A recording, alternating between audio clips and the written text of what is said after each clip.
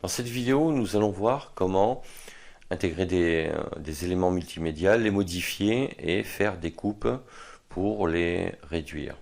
Alors, je vais commencer par intégrer un document PowerPoint. Donc, vous voyez ici, vous avez une zone avec plus ou moins. On peut agrandir la taille des documents dans la timeline.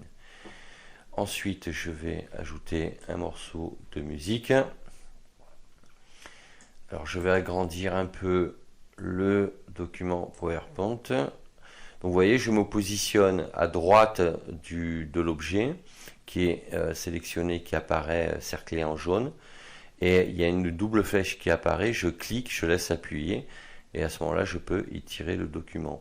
Alors ça fonctionne avec des images du PowerPoint. En revanche, pour les musiques, on peut les réduire, mais on ne peut pas les étirer. Si la musique fait 2 minutes, on ne peut pas aller au-delà du temps du morceau. Donc là, je vais le réduire pour l'aligner. Je vais baisser le volume de la musique. Donc je me positionne sur la ligne verte à l'intérieur du rectangle. Je laisse maintenu appuyé et je baisse le volume. Ensuite, je vais intégrer une petite vidéo. Voilà. Ici. Alors ce type de fichier c'est sympa, mais c'est extrêmement volumineux. Donc là aussi, on va réduire. Donc je clique dessus. On va réduire la taille du document, diviser la sélection. Je clique, je supprime. Maintenant, je vais agrandir un peu pour mieux voir. Encore une fois, je me positionne sur la partie zoom. Voilà. Et ce qu'on va faire, c'est qu'on va mettre une annotation au-dessus de cette vidéo qui pourrait être un document intermédiaire entre deux chapitres. Donc je clique dans les fonctionnalités dans annotation. Je sélectionne ici ce rectangle. Après, vous pouvez prendre d'autres formats. Hein. Moi, je vais prendre celui-ci. On va l'agrandir. On va l'étirer. Voilà.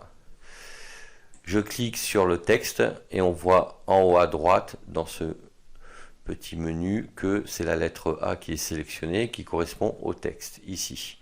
Et je vais modifier le texte et je vais mettre modifier.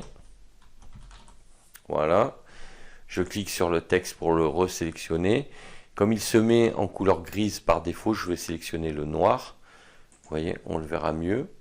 Maintenant, je vais modifier l'intérieur du cadre. Donc, je reclique sur le cadre pour le sélectionner.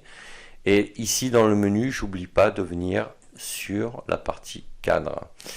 Et on voit que le fond est bien en blanc. Alors, moi, je vais sélectionner une autre couleur. On va le mettre, par exemple, on va mettre cette couleur. Pour le contour, ici, on va faire pareil. Je vais sélectionner une couleur qui ressemble. Et on va donner de l'opacité, on va réduire l'opacité du rectangle. Donc dans les propriétés, on a ce curseur qui va nous permettre de réduire l'opacité, donc d'augmenter la transparence de l'élément multimédia. Une fois qu'on a fait ça, voilà, on a tout qui est mis en place. La notation, je retourne dans le plan de montage. Et ce que je vais faire, je vais la centrer, ou je vais la mettre au début sur la vidéo.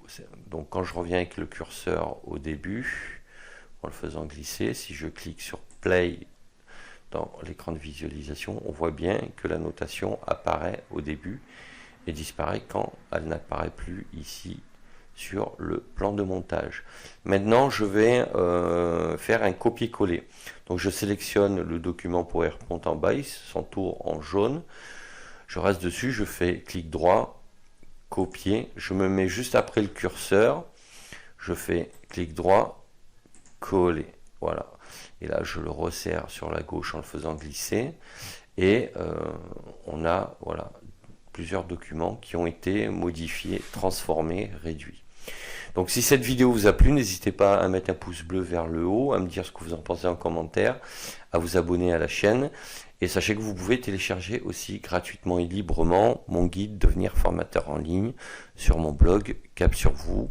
Et je vous mets tous les liens dans le descriptif de la vidéo. Je vous dis à bientôt. Ciao, ciao.